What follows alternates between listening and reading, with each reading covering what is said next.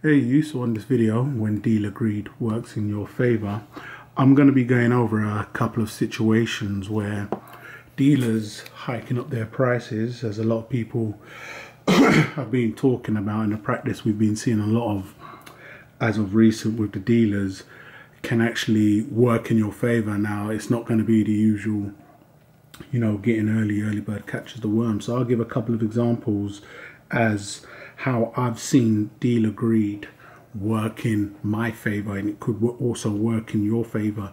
These scenarios here are technically out of your hands, as it's going to be a case of the dealer taking that greedy step. Now, I'm calling it greed because, I mean, currently we have the situation with the, the nautical ounce endeavor, and I've been getting a lot of comments and messages regarding how APMEX have been handling this coin. Now, I don't know the exact amounts, but I understand they came in a little over the $2,000 mark, and currently, at the time of releasing this video, still available. They're way over the 4,200 mark. So they've gone on to, and this is where I applied a greed, they've gone on to increase the price each time they've sold. Now, an example, a lot of the European dealers set the price at, it may be one high price, but if they had five, all five sold at that price, give or take, say 2,000 euros. Now, dealers did sell it for a lot more than that,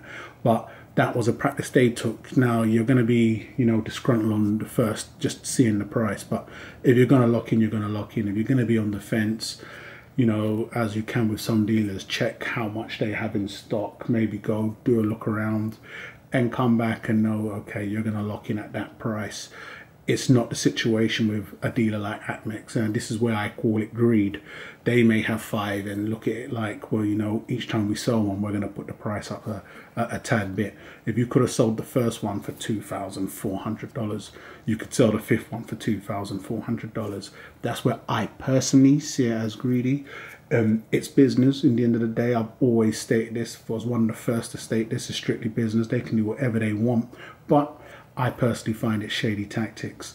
Now, when they do tactics like this, there are scenarios where I've seen it work in favor of my stack. Now, I've actually gone on and been able to sell a coin for a profit because the dealer has gone on to increase the price of the coin. Now, obviously, one example first and foremost is going to be if you purchase the coin first.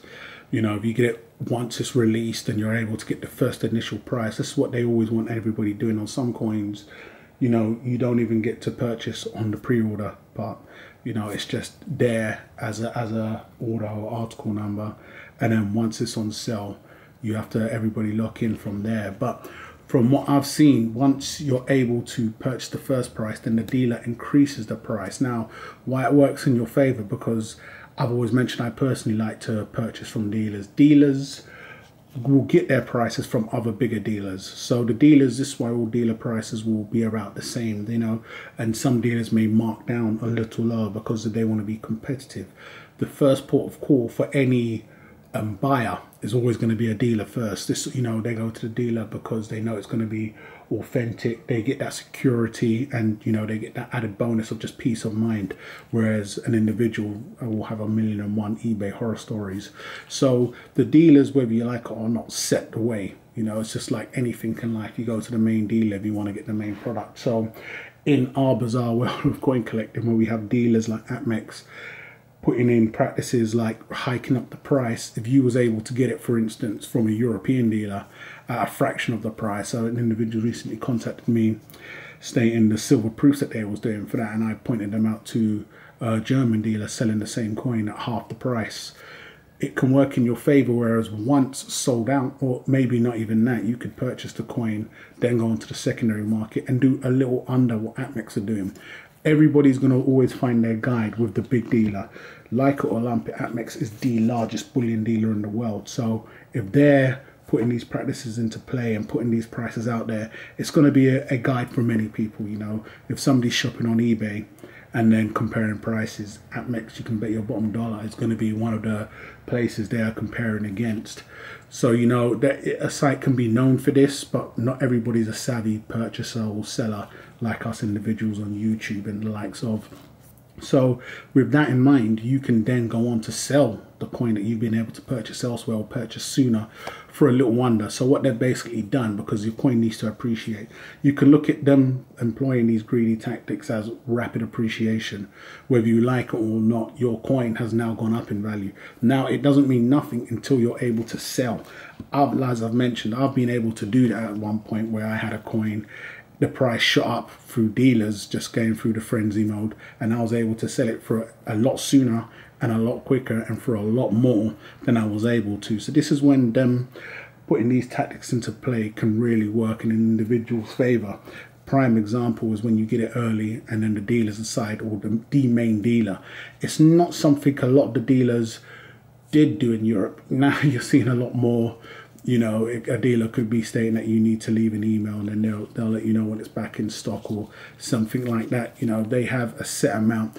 I think with the Rwandan coins, why a dealer like Amex has to employ such shady tactics, because they just have so few of them. They don't have enough where they can be more, let's sell 100. So you're going to have a smaller pool of buyers or potential buyers a lot upset a lot faster, because I know, I can tell you now, Atlas would have got no more than 5 or 6 of these coins. Them being the largest dealer, I don't think they don't have enough clout to basically say, look, we'll take, I don't know, 10 or 20 off of you.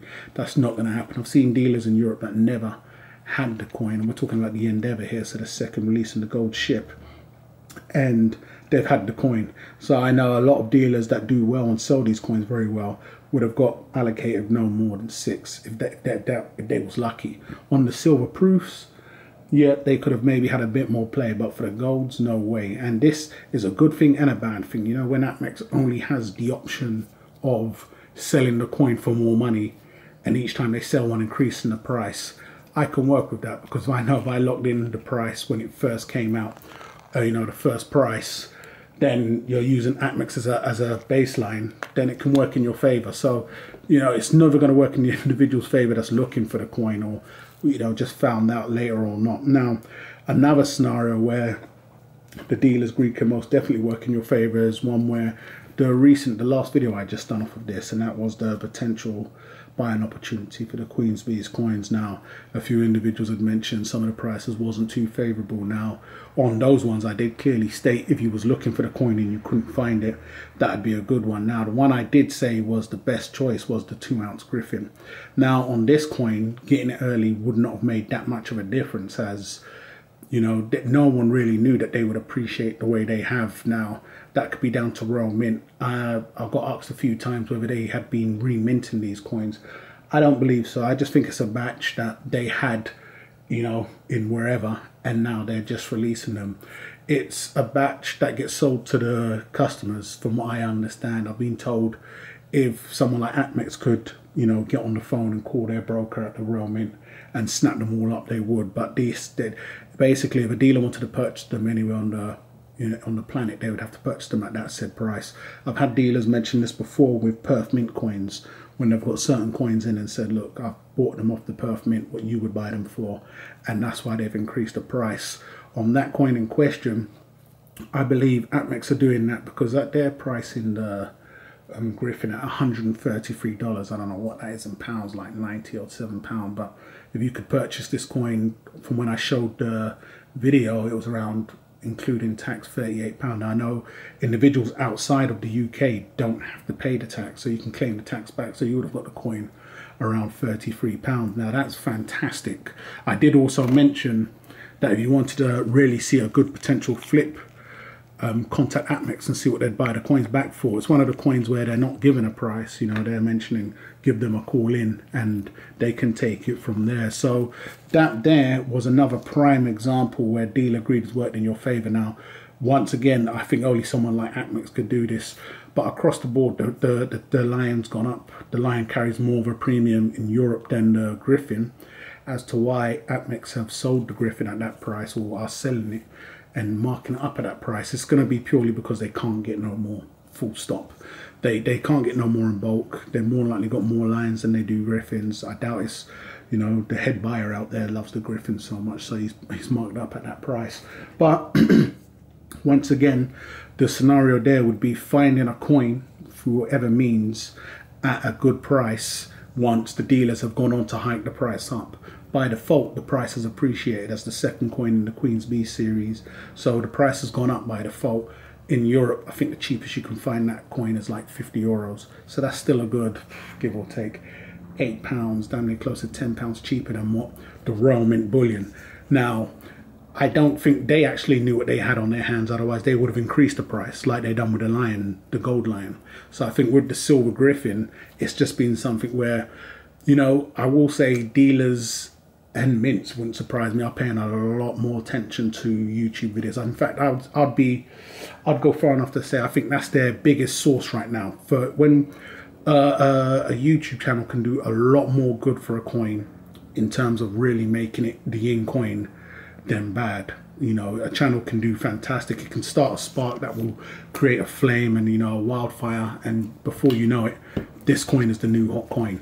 Just like that. And I would say even more so than forums. Now, they obviously, forums were up before YouTube channels, but a YouTube channel can reach a lot more people. Whereas a forum is more based on individuals that gravitate towards it. Eventually, an individual will find a forum, but I feel like a YouTube channel now reaches out to a lot more people. It's that quick fix individual need if they want to see the coin that individuals are talking about or having an opinion about. 1000%. Whereas I've always known even APMEX and co would be paying attention, you know, because they want to know what they can hike up the price on, or what's the hype building on this. But they're paying a lot more attention, and I don't think the Royal Mint had their cap on when they put the prices out on the Griffins, considering what APMEX are selling them for. So it's a situation where the buyer can gain. Once again, if you took advantage of that, good on you, because this is what they're priced at now. APMEX could do the unthinkable and reduce the price by 50%. Who knows? Anything's possible. But currently, at the price they have it up at, for you to go onto the secondary market now and price it a couple of points above what you purchased it for, it could be a smooth sell, because then, as I mentioned, an individual's always going to be comparing it against what the big dealer, the biggest dealer in the world, is selling it for, and then whatever it is on the secondary market. So those are a few opportunities and situations where dealer greed can actually work in your favor. So it is a bad thing regardless of how you look at it. But if you're an individual that's switched on, i.e.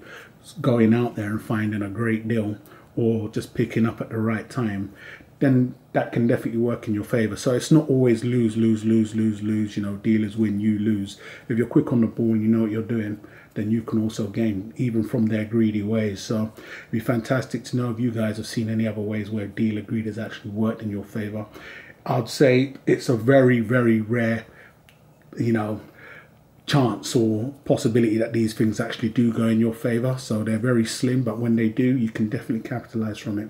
So hate or love it, guys. It'd be fantastic to know what you think of this. Don't forget to go ahead and subscribe if you haven't done so. Don't forget to come and follow me on the links that I've left in the description, and I'll catch you guys on the rebound.